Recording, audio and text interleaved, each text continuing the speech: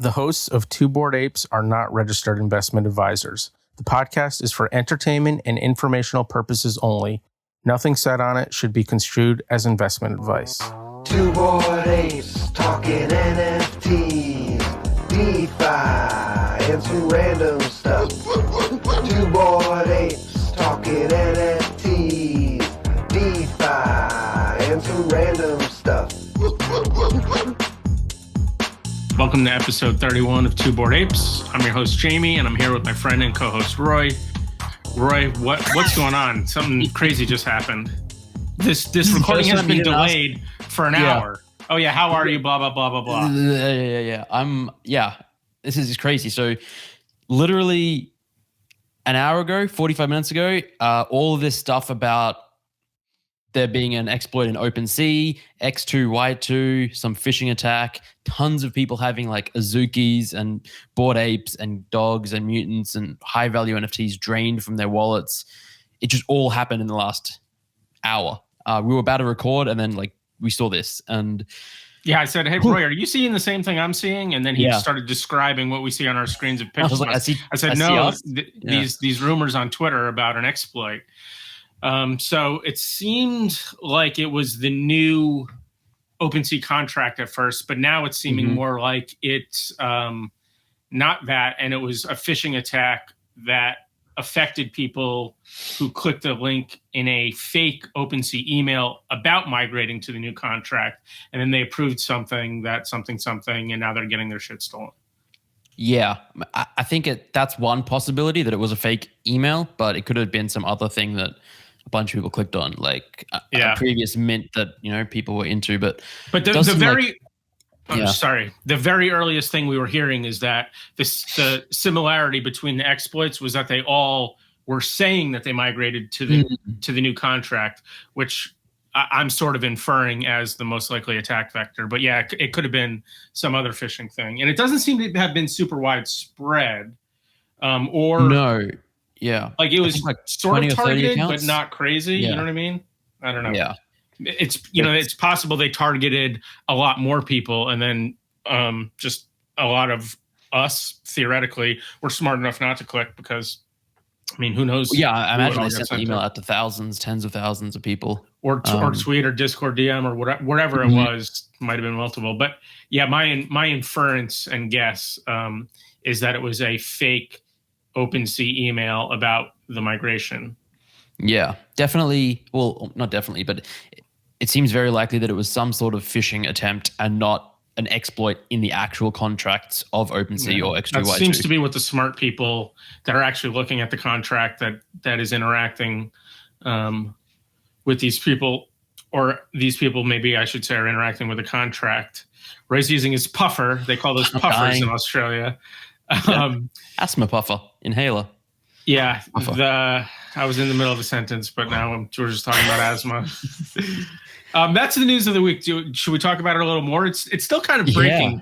Like we kept delaying the podcast. I'm going to check Twitter again just to see if there's anything new. Yeah, like before we were jumping on, we were sort of like talking about, what should the news of the week be? Jamie had written down there's like a 250K bug bounty paid out to someone who found an exploit in Coinbase, which was kind of a huge exploit. They could have basically drained almost an infinite amount of money.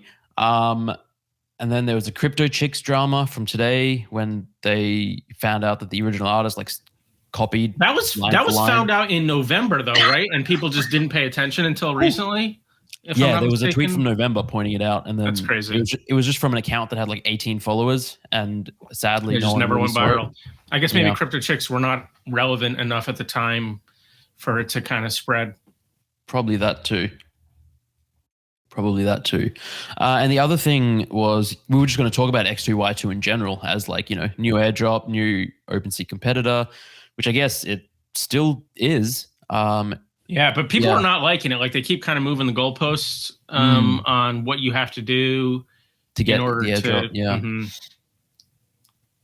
And their communication has been a little bit poor. Anyway, that's the news of the week, though, right? Is that this crazy exploit is happening in real time, basically.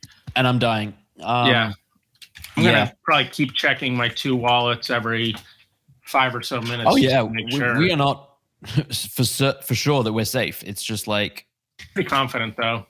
Yeah, coming from our online poker background, we are well versed in not clicking shit you shouldn't click, which again it does seem is the way that all this has started. Yeah. That's where almost all of it starts, right? It's all like social engineering to get you to click something malicious. That's what it always basically comes down to. Yeah, I think I said like right at the beginning of like we've been chatting for an hour before recording that I wouldn't be surprised if it's not an exploit and it's like user error, some sort of Yeah. I mean, then they, the hacker combined it with some custom contract they wrote that turns it into a. And the timing was the timing is interesting. It's obviously as this migration is happening and X2 Y2 is like taking place, so people immediately think it's that. But I heard a lot of smart people say that they wouldn't have been able to execute on this after OpenSea migrated its contracts, so basically had to do it within the next 6 days. Right. Which is it says they're interacting with a 4-year-old contract or something. There's a 28-day contract that's new that was deployed by the hacker, and it's interacting with a 4-year-old OpenSea contract, which has got to be just the first contract of OpenSea, basically. Yeah, which makes sense. But also, well, so now back when it seemed like it was about the actual new contract, it was a lot of rumor swirling that it must have been an inside job of some sort. But now it seems like that's not what was happening. Yeah, we're gonna know more. I mean, by the time this podcast is out, I'm sure there's gonna be way more information. Yes. By the time we're done recording, a bunch of smart people will have dug deeper. Yeah. Just scary times though, and it just goes to show how just precarious this entire space is. Like for like 10 minutes, it really genuinely seemed like there was just a massive exploit in the OpenSea migration contract, and like hundreds, if not thousands of people were just going to have all their NFTs stolen. And it was also a possibility that just everyone's NFTs can be stolen if the original OpenSea contracts had bugs in it. Yeah, so one of the other big things is that the way that you kind of revoke these permissions, there's only a couple sites that people know of and trust that have the interactions to allow you to revoke these accesses. And then those sites just got flooded with people trying to do it all at the same time. And then they went down because they basically were getting DDoSed by legitimate users. One of those sites, by the way, is Etherscan, which is just, it's like this, it's not just an NFT specific thing. It's like everyone is, but someone spun up a new revoke site, but then people are like, can we trust this new site? Because right. Yeah, it's all just moving parts, and very ultimately, if you don't know how to read Solidity contracts, you just have to have been careful enough early enough that you don't really have to necessarily worry now. But yeah, this is kind of crazy. Yeah, and I mean, there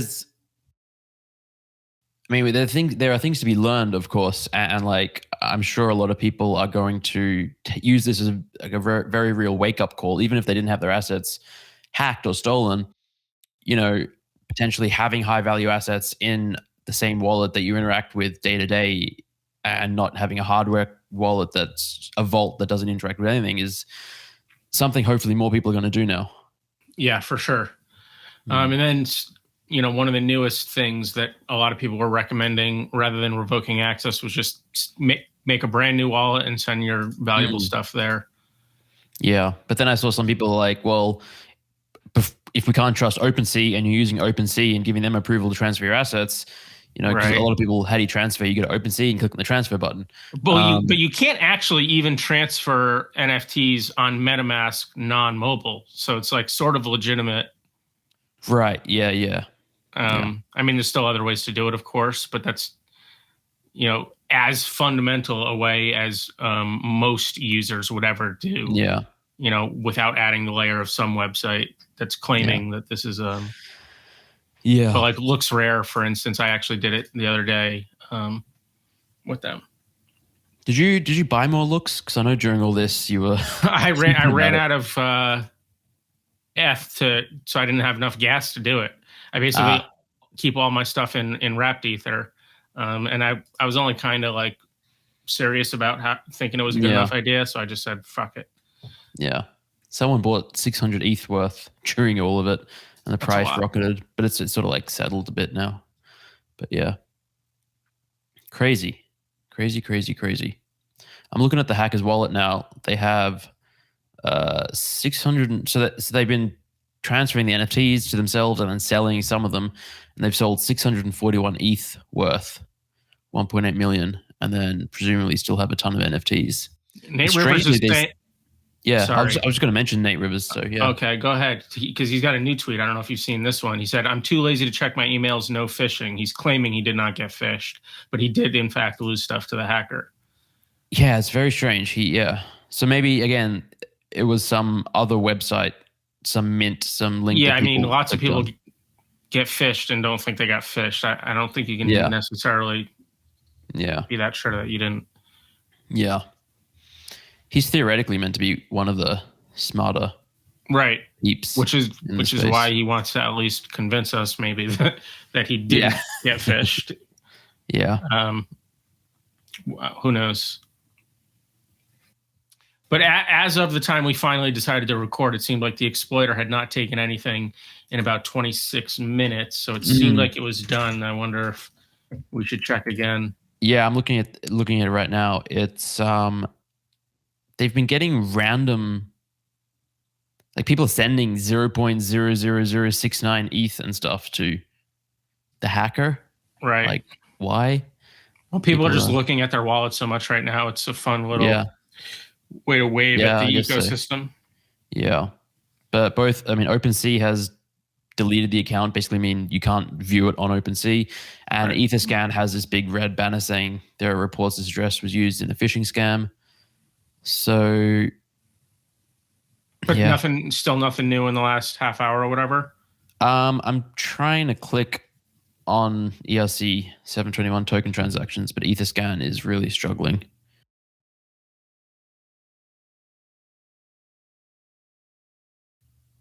But this has been the most breaking of anything that's happened ever by far in relation to a recording.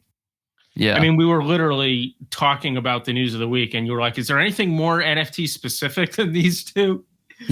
And then bam. Yeah. This is almost too suspicious, Roy. All right, let's wrap up the news of the week segment, though, because now we're just not saying anything new. I'm going to read one last tweet, which I just saw. Someone saying they just got robbed. They don't know why. They only signed their wallet to 4 things in the last days: Premint, Baitverse, and Collabland. I don't know what Baitverse is. I don't know what I only know what Collabland is. Yeah. What's the other one? I mean, Premint is like this site that a lot of Discords use to run like giveaways for like mint lists. They say connect your wallet here, and we'll randomly pick some. Right, and so when this person is saying that too, I always take that with a grain of salt. They're saying, I did one that I think was Premint. I did one that I think was Collabland, and I did one that but can't really be sure when somebody's just tweeting something. Yeah, they shared their ETH address and everything, so anyone can look at what people can actually look. Yeah. So hopefully, someone says, "Oh, this was not the actual Premint" or something. Right. We need more smart, ethical people, though, for sure, in the space. There's a lot, thankfully, but there are, but we need more. And then we need to have more tools that people know how to use to do things like revoke access, transfer NFTs, create new wallets, all the stuff. All of it, yeah. People need to have more education. Oh, I really wanted to move on, but now I'm thinking of another thing we saw a lot. A lot of people talking about disconnecting from sites on MetaMask. And this is a common thing when there's any sort of like exploit that's going around a lot, is that people will say to disconnect your site. Disconnect your wallet from sites on MetaMask, and that doesn't do anything. If you've given approvals, that's over on the blockchain, and disconnecting your wallet from the website does not change that, and it doesn't save you. So I just want to put that out there. And you're seeing a lot of people who ought to know better. Even entire projects from the official Twitter account tweeting out to do that as if that is a way to stop this. There's just so much misinformation out there from everyone. Like, I mean, I think go back 4 or 5 months, I thought that would probably protect me to some extent. Right. Yeah. We're all learning. Or like, if you have listings on OpenSea, sending them to another wallet will cancel them. I thought that was the case for a while. Very clearly it's not. Yeah. I don't want any of our stuff to get stolen, but it would be good for the podcast. It would just be like, that'd be great drama. It would be. Live on air. Yeah. I also do not want any of our stuff to get stolen. Yeah. Or at least keep it something very low value. Yeah. I mean, I was panicking for the first 20 minutes when this was happening, when there was so much uncertainty. And then I just sort of got to a point where I was like, if it happens, it happens. It's like, I'm prepared now Buddhist. For exactly stoicism. I mean, I could click some buttons and potentially save some stuff and transfer some stuff. But, at the end of the day, you haven't complimented me on my hacker.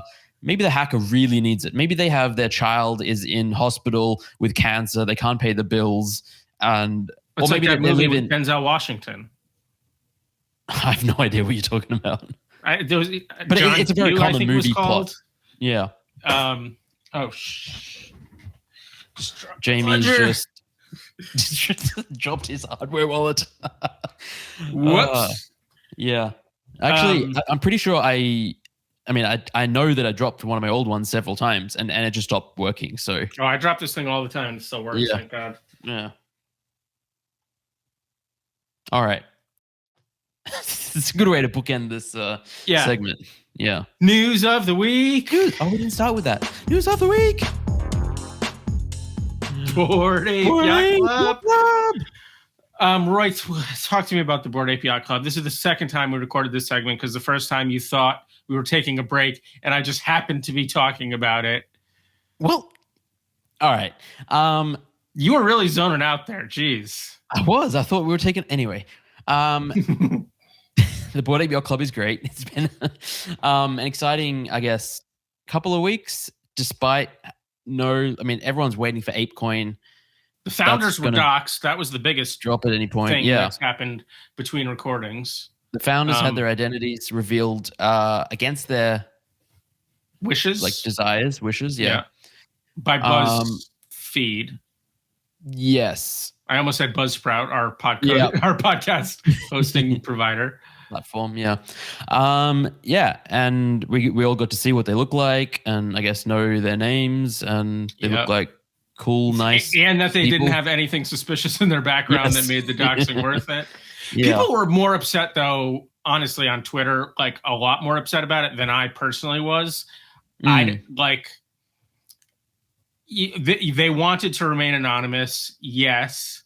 And you could also argue pretty reasonably, I suppose, that you're putting them in some amount of danger by exposing them because they're rich or whatever, or theoretically rich now because of this.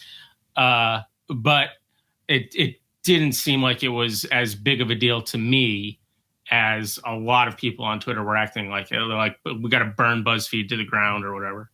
Yeah. Yeah. I mean, I was bummed for them. Yes, but I didn't think it was like this is the worst thing that any media entity has ever done. Right. Like, let's keep that in check, perhaps. And it certainly seems like nothing bad has happened to them as a result of it. So far, so good. There was I think 20 to 30 minute interview that came out today or yesterday with the CEO of Yuga Labs, Nicole Muniz, I think is her name. And yeah, I mean, that was interesting. I honestly was not even aware of Strange. V Strange, Her moniker, V Strange. I mean, for someone that has owned Apes for 8 months, I was not aware that she was the CEO. I didn't even know that they really had a CEO. Obviously, it makes sense. But in my mind, it was always just sort of like the team. The four guys on the team. Yeah. I read about her in the, I think, Farouk's Rug Radio interview. They got into the details of who else is around and mentioned her specifically. Yeah. I thought it was a cool interview. Yeah, it was good. We can link that in the show notes. Spoke really well, about Yuga Labs and the Bored Ape Yacht Club, obviously. And I think one of the interesting takeaways was how it seems like, well, obviously her focus as CEO of Yuga Labs is growing Yuga Labs, and it's not necessarily as specific to the Bored Ape Yacht Club. And I think, the interviewer was asking about how they might be looking to make the ecosystem more accessible because, most people can't be aping into a Bored Ape or even a mutant or a dog now because they're like right. $30,000-$40,000 up to $200,000-$300,000. So, is there going to be a more affordable option? What's that? And she said yes, but without giving out too many details. She also even said soon, I think, but then she tried to get pinned down to saying within a month and wouldn't confirm that. Yeah. Well, I mean, that's exciting. Yeah. But not surprising either, I think. For the brand to continue to grow. Yeah. Sorry. The tweet thread that Yuga Labs put out, I feel like it was maybe in November or something, also definitely alluded to Yuga Labs is bigger than the Bored Ape Yacht Club. The Bored Ape Yacht Club is a thing under it. They also specifically said that, so here's Yuga Labs up here. Here's the Bored Ape Yacht Club. We want to fully decentralize this and just have it be a thing that Yuga Labs started, but now it's not even ours at all.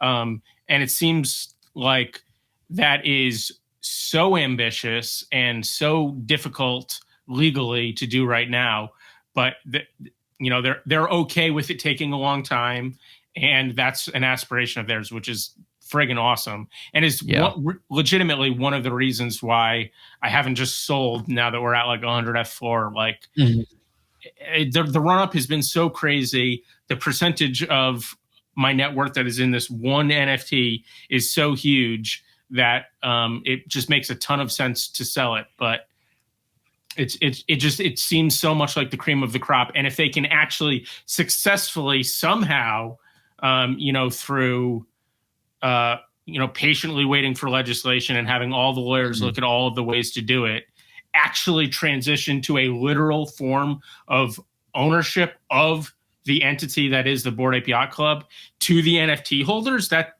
would be amazing. Yeah.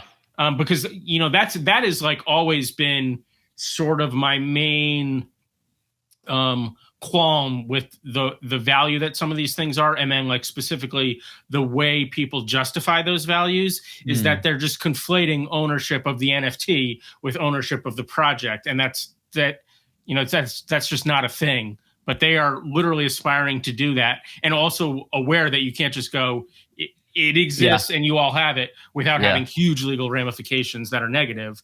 And so trying to do it in like a slow, methodical way that leads the path to, actually this goes back to the interview and the quote you did on Twitter where she was saying, in Back to the Future, there's that quote, where we're going, there's no roads. And she's saying, we want to build the roads. And that the road from ownership from the creators and the LLC that actually spun it off, Yuga Labs LLC, to the NFT holders. That's a fucking road that a lot of projects are interested in, but the road does not exist yet in any sort of real legal sense.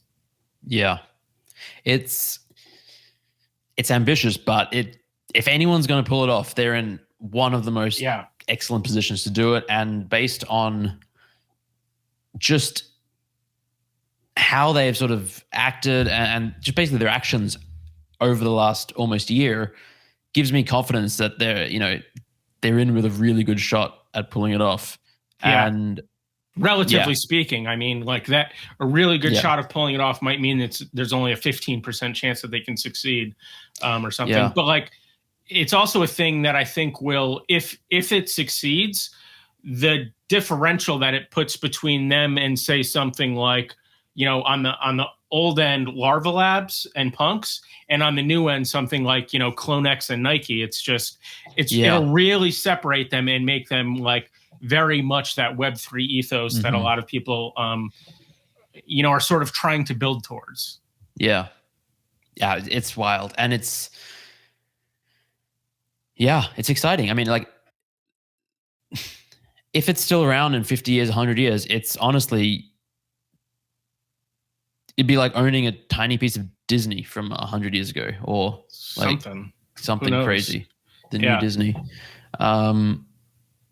Yeah. What else do we have on our list? Well, there was the Super Bowl. There was tons and tons of rumors about the halftime show. Nothing aside from the fact that Eminem and Snoop Dogg, who both are owners, happened in the halftime show related to it. Von Miller, another owner, plays on the Rams, had a great game, and they won the Super Bowl. So congrats to him.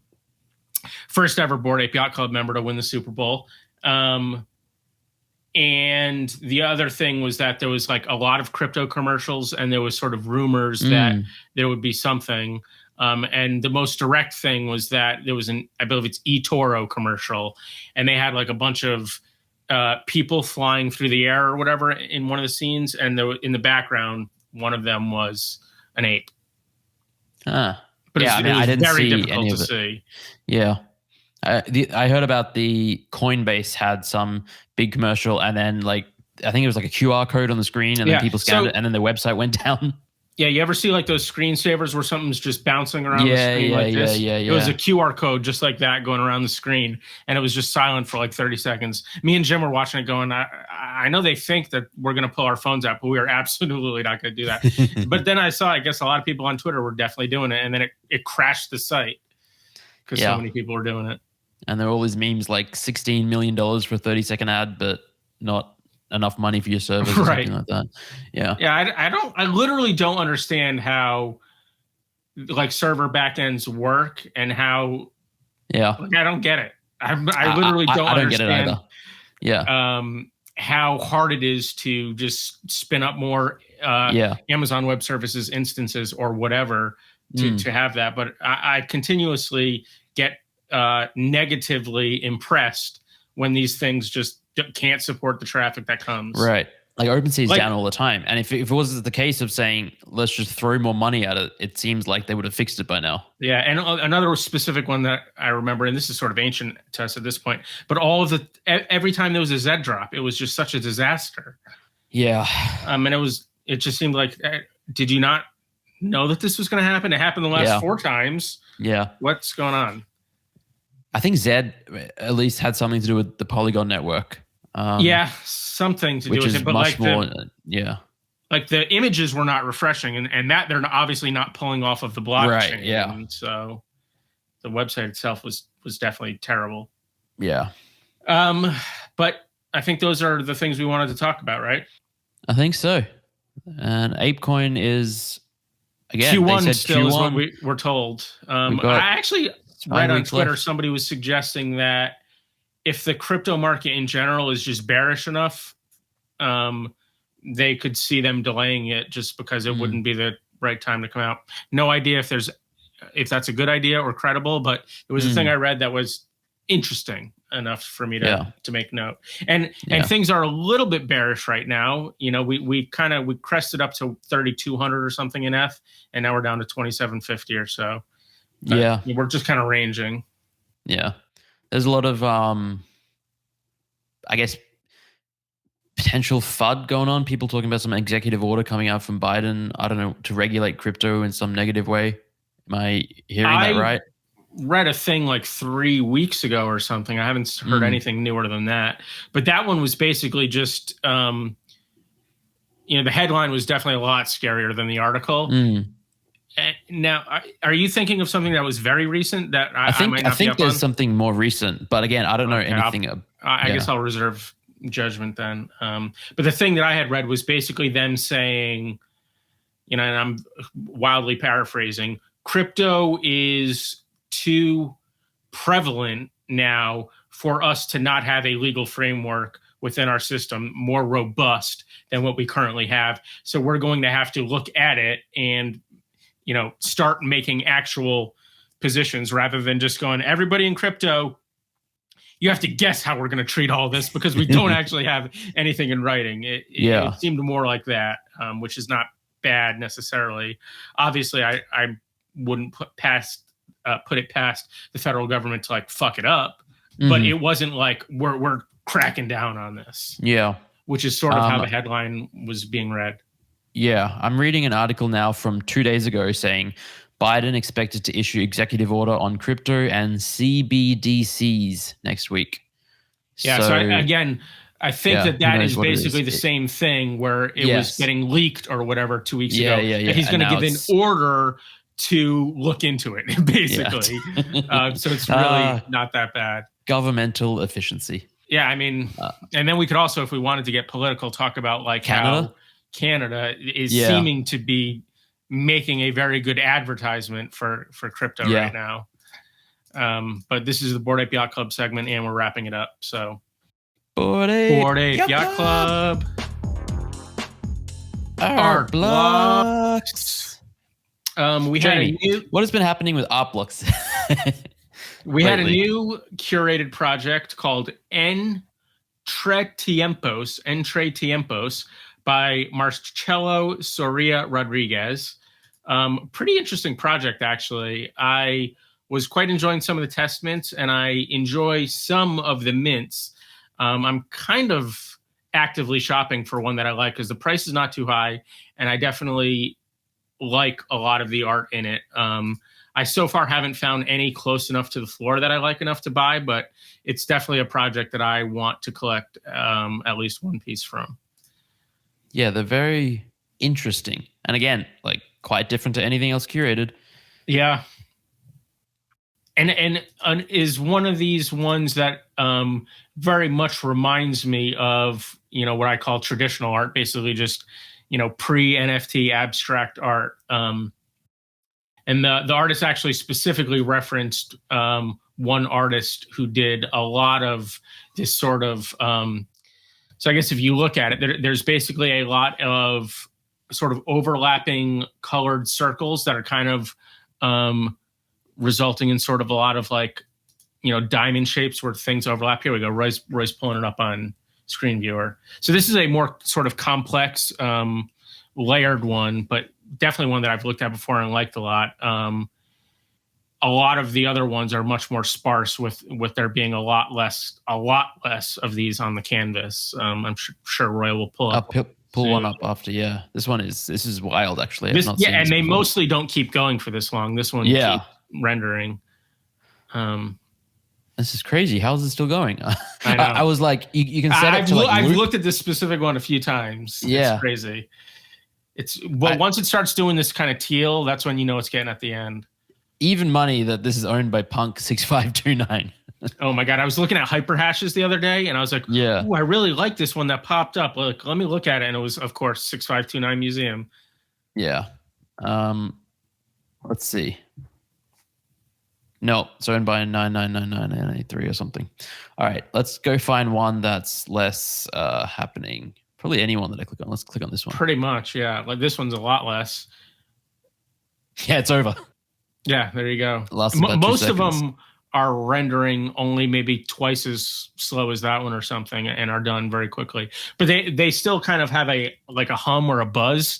I don't know if the quality of the video is quite good enough for you to pick that up on the YouTube. But it even when it's done rendering, it's not a perfectly static image when you're on the live view. Oh, I didn't actually know that. Yeah, so like if you get one with more of a colored background, you can kind of see it's almost got that kind of glitchy thing like XCOPY's work is doing, where it's kind of flashing, but at a very sort of subtle level. Oh yeah, and I really was kind of enjoying that when I was reading the artist interview ahead of time. I clearly have not looked at these enough. Yeah, but that is cool. I enjoy. It's funny because when I was starting. And we've talked about this privately, but also on the podcast, I very, very much was responding to totally static images because that was my frame of reference for abstract art. But now I'm really growing to appreciate the digital art that is not afraid of the fact that it's digital and is sort of almost proud of it, you could say, but just is definitively digital and is doing stuff with that digitation. I don't think that's a word that you can't do with paint by having it have some sort of a consistent energy. Yeah. And you know, so like in something like this or sort of a simple XCOPY thing, it's not sort of a like big animated thing. It's just a sort of vibrational quality to it a little bit. This one's interesting and nice. Yeah, I like this one. Seems to have more of a three-dimensional depth to me than most of them. The black really feels raised. Yes, like it's got like there's a lot of black and white ones, and then this one has like it begins black and white and then it gets filled in with color. Yeah. Now, do you have any of these? Yes, I minted a bunch, and I've read the artist did a big write up beforehand, which we're seeing more and more of. Yeah. I really enjoyed what I read there, and was that the interview that with Jeff Davis? Because I think Jeff Davis does an interview with everybody now. No, it wasn't the interview. It's that's what I've been reading lately, but definitely also artists will sometimes do their own write-ups. It was this elucid.com/website, and it's like a large write-up, you know. Okay, so I actually didn't read this. I should read it. Yeah. But I did read the Jeff Davis interview. And yeah, you know, I was like, hey, these look cool. I want to get a couple. And then I think they dropped to like 0.2. And basically anytime a curated drops to 0.2, I'm clicking buy. You're there to create a floor. As much as I can. Yeah. And I mean, they're up to 0.6 now. So market is appreciating them. I think it was like I don't think we've last I looked. Bummer. I don't think we've spoken about Parabellum either. Oh wait, no. We did. We did? Yes, for sure. We did. Okay. Yeah, we did. I'm just gonna look at their floor anyway. I like the colors in Parabellum a lot. Yeah. I love this green one, like this green palette, the lime green with the dark green. I think my only secondary market purchase of one has been this palette color. I've been doing a good amount of art shopping lately, and I'm going to have to do some more too. You got an XCOPY? I got an XCOPY, my first ever XCOPY. I got an Afterburn. That is cool. Yeah. So now I got a Hearst and an XCOPY. You know, like, because outside of generative art and almost entirely specifically under the Artblocks umbrella, my art collection has been very sparse. But now I've got that Hearst that I talked about previously that I got quite recently, and now I got an XCOPY, and I would like to start getting a little more photography.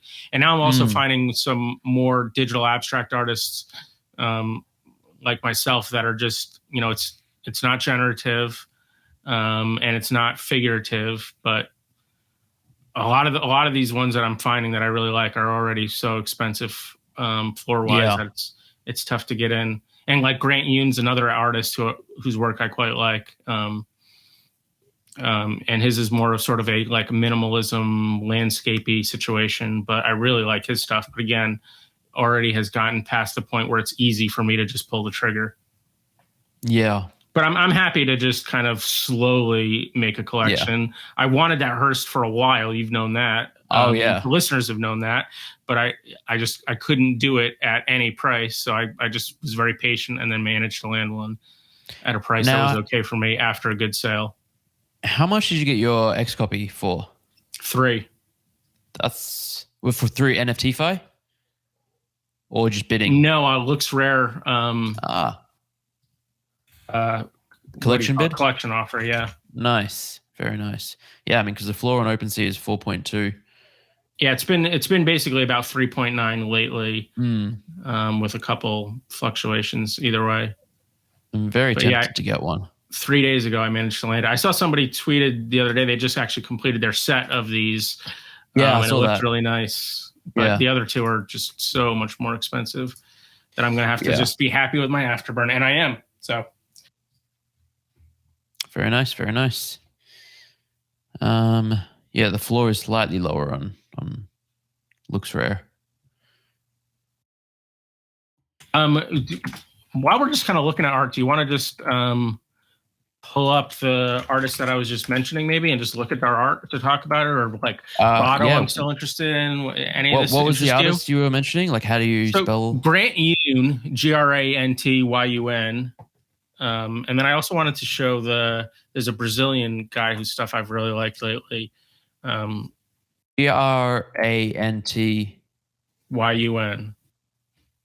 One word? I'm not sure, but I think Super Rare is the place to find his stuff. Rivenribbon is his sort of handle there.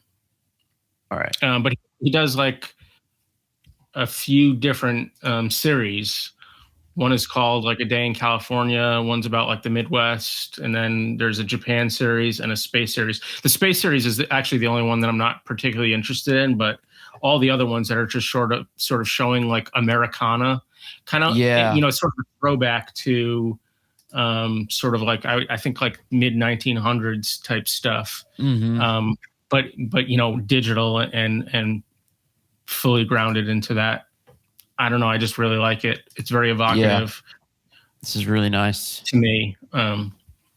But by the time it keeps happening. By the time I find these people, you can't get any of their work for 5 ETH or less or whatever. Which is such a bummer. Yeah, that one I just pulled up went for 12 ETH. Yeah, he's becoming bigger, it seems. A day in New England. I mean, that'd be good for me. I'm fucking from New England. There we go. Day in New England. Sold for 4 ETH 4 months ago. Yeah. So even then, it wasn't especially cheap. Yeah, no, and I found out about him a while ago, actually. But the newer guy, let me see. So I'll send you a link to the specific piece that I really wanted to pick up. There you go. I love it. The Inanimate World of the Exaggerated, it's called. And the artist's name is... That's a very Damien Hirst-like name. It is.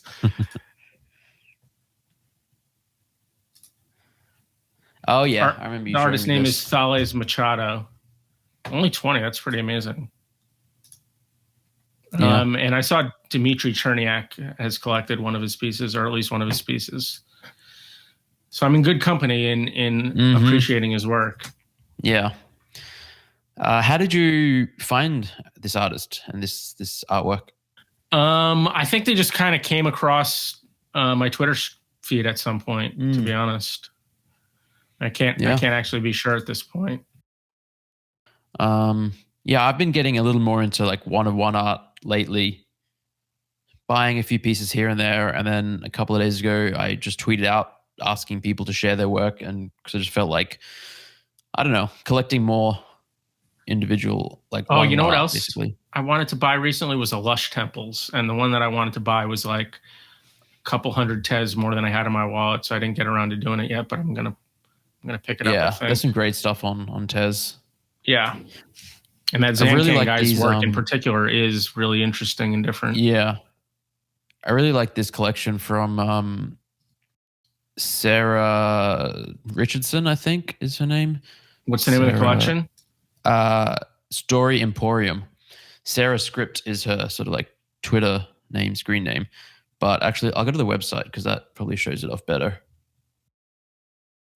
So it's just like these fun little, I guess, books in, it's like her style. So she's a super rare artist, I'm pretty sure, maybe Foundation. And like I've always liked her work and have bid on a few, but they go up to several ETH more than I guess I've been willing to spend. And then she just dropped this collection the other day. And I'm like a sucker for anything that's art plus like word or book related. I mean, my love for Asemica is no secret. Yeah. Parabellum as well. And now this one is just like, it merges all that together. And they're just fun. They're Mimi, The Great Gatsby, Fomeo and Juliet, Charlotte Web 3. Trying to see if there's any from a book that I've actually read and loved. Have you read Catcher in the DeFi? No, but that Kara used to be obsessed with that book. Yeah.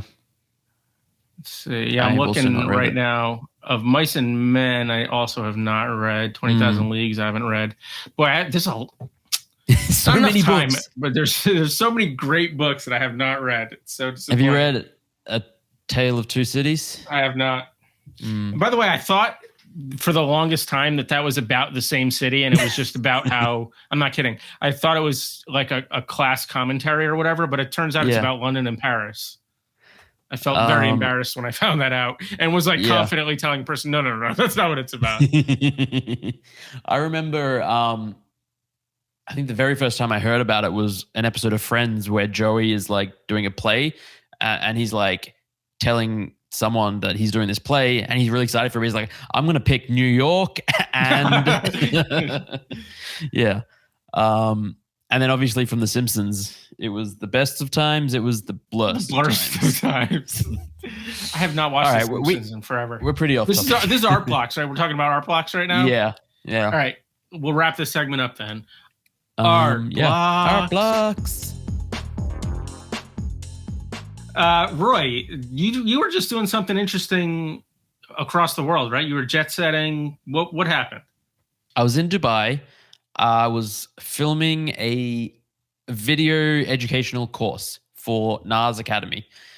So Nasacademy is like this masterclass style website, you know, where people who have knowledge in certain areas can go and create courses that other people can then go and take to learn about this, that, or the other. So they have photographers, they have, you know, chefs, they have, you know, the most obvious, it's basically like masterclass where you get like Gordon Ramsay or, you know, whoever famous person. Daniel Negreanu, I believe, has one. Yeah, there you go.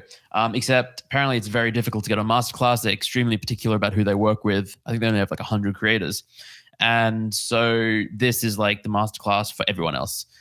And yeah, so Nasacademy, they've been moving more towards doing crypto-related content over the last few months. They did an intro to crypto and NFTs course with Ben Yu, who is one of the founders of Curious Addies. And then I think that they just released a course with Randy Zuckerberg. And then any relation to Mark? Yes, sister. Okay. She's been getting into the NFT space a lot over the last couple of months, and it's cool to see. She was an advisor for Meta Angels, that really awesome project that recently came out and stuff like that. And then, yeah, so I did a course with them basically on how to launch an NFT project, which is such a huge topic that I think we recorded like 15 hours of content, and they're going to turn that into like a 10 to 12 hour course after cutting out and editing and stuff. And I still feel like I barely scratched the surface, and people are going to have infinity questions at the end of it. But it wasn't meant to be an all-encompassing, comprehensive, this is all you ever need to know. But I guess if you are interested in launching an NFT project, here are some useful things that you should know and think about. Now, probably takes 4 months of work to actually launch a successful project. Like technical stuff more so or less so, would you say? Less so technical. We covered a little bit about that, but it was like a little bit on where might you go to find devs, a couple of resources and ways to find them, and then options for actually launching. Like if you don't want to, then there are a couple of websites you can use to like launch an NFT project from now, as well as just like the basic option of minting on OpenSea if you're just like a one of, like, you know, like you did. If you're just an individual artist creator who wants to just list some things, then that's a decent option. It's becoming, it seems like, less and less of a good option as the sort of competition for easy to use custom contracts is just, it's just better now, and it's getting better every day. It's easier and easier for people to use something like Manifold at this point. Right. Yeah. There's just, as you said, there's competition heating up, and there's tons of good options. We showed 2 of them on the course. One is Frame and one is Easily. And they're basically both just like drag and drop down menus, you know, that kind of stuff. Type in your collection name, your mint price. We can help you sell it and everything. You get your own custom contract. So I mean, that was basically all of last week. We shot Monday to Thursday, 8 to 10 hours a day. It was a lot, but I mean, it really made me respect actors that much more, because obviously it's a lot of work being an actor, but seeing it firsthand, and or at least when you're working, it's a lot of work, right? Right. Yeah. Sometimes it's not. But it was cool. It was a really cool experience. Got to see and do something very new. When do you know when it'll be live, or if you're going to have a promo code or any of that shit? So I think they're going to start. we have a meeting on Monday to discuss details, but we're thinking they'll start selling access to it in about 2 weeks, and the course itself will launch in about a month. It will be free to anyone who holds a ZenAcademy or 333 Club NFT. The price for everyone else hasn't been figured out yet. Yeah, I'll know more on Monday. There'll probably be some sort of promo code as well for listeners and other people in the community who don't have the ZenAcademy NFT. And we're sort of thinking of anyone who completes the course. There's like modules and tests you have to do by the end. We're thinking of giving anyone like a special NFT, just like a ZenAcademy, like a POAP collaboration. Not a POAP, an actual NFT. Not that POAPs aren't NFTs, but you know what I mean. Like, they're just the pain in our ass lately. It's a funny, I know, funny joke. And most likely we're going to come up with some way to have that NFT give people access to ZenAcademy as well for, a few months or till the end of the year or something, as another way that people can join without having to now buy the Genesis token, which is 0.3 ETH, $900 or something. So I think that's cool. And yeah. Sadly, Roy, 0.3 ETH is no longer $900. We're $810 or whatever it is now. Right. Yeah. ETH starts with a 2 again. It does start with a 2. But yeah, that was my last week. And I mean, ZenAcademy in general has continued to be exciting. We have like 5 to 8 people working mostly part-time on various aspects of it, and are just trying to do more. You can't tell if it's 5, 6, 7, or 8.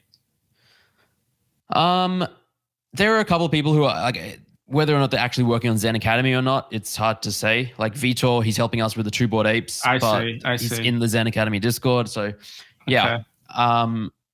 Anyway, there's a bunch of people now who are in a more official capacity. I was hoping it wasn't a thing where like you don't necessarily consider these types of people full humans or anything like that. No, nothing that scandalous, Jamie. Okay, good. Yeah. You can get canceled for that kind of thing these days. Yeah. I mean, I feel pretty safe that I'm not going to get canceled for anything, but who knows? Who knows in this day and age? Yeah, so a lot of cool and exciting stuff happening at ZenAcademy. I think next couple of months are going to be great. Next couple of years are going to be great. It's fun. It's cool. Couple of years. That's so crazy. Like, we're both just basically at the 1 year anniversary of caring about NFTs, of even knowing what they were. I bought my first NFT March 14th, 2021.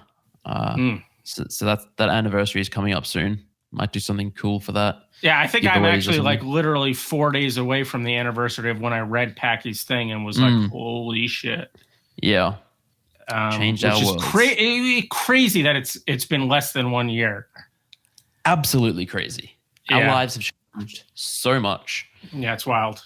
Yeah. We're hosting a podcast about it right this second. And this is episode 31 as well. It's not like we just started. And we recorded probably 7 episodes before we actually released any. Yeah. While we were figuring out what the hell we were actually going to do on the air, so to speak. Now, speaking of things that we do on the air, lately we've been doing a fun game. It's called What Am I Thinking? What Am I Thinking? The fans love it. We're enjoying it. And we're going to play again right now. And do you want to explain to the listeners how it works if they haven't heard before? If you haven't heard. What Am I Thinking? It's a game where Jamie and I will both... We'll go 3, 2... Anybody can we'll do it. think of a word. In our case, it'll be the two of us. It'll be us. We each think of a word or like a short phrase, and we go 3, 2, 1, and then we say it at the same time. And so, for example, it could be America and chicken.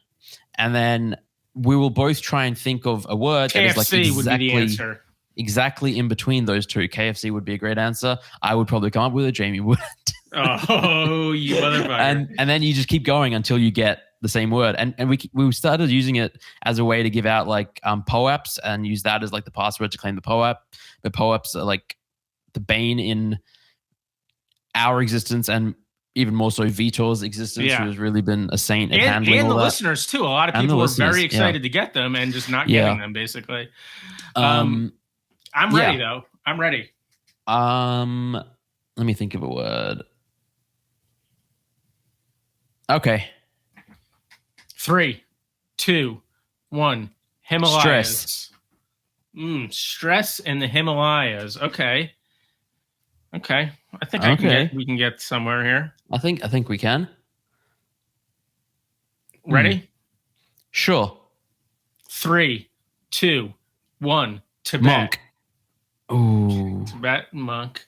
Yeah. Tibetan monk. Okay. Ready? 3, 2, 1. Buddhism. Yes. Yes. That was our best performance ever by for sure. By so far. I was getting pretty close to saying Tibet as well, but I did salt the other day. I have one of those Himalayan salt lamps on my desk. I don't know if I'm going to be able to get this over to the. No, I'm not going to. The cord's not long enough, but yeah, that's where I got salt from the other day. That's where I got Himalayas from. So if you could see over here on the desk, we could get these in like one. Yeah, I got this. I don't know if this is going to come up. Hang on. It's coming in and out.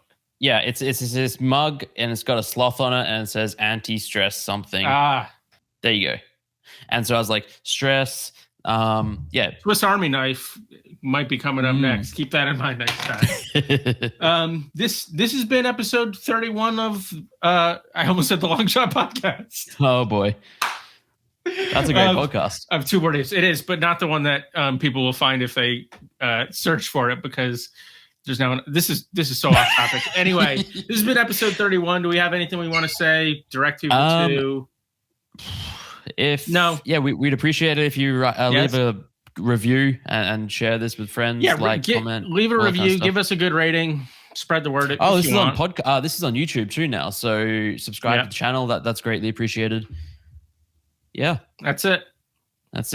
Yeah, you know where to find us, and if you don't, just look in the show notes for any episode. We'll have everything relevant that you might want to find us at there. Take care. Now let's go see if we got our stuff hacked yet or not. Hopefully not. Fingers crossed. Bye. Bye. Two Bored Apes talking NFTs, DeFi, and some random stuff. Two Bored Apes talking NFTs.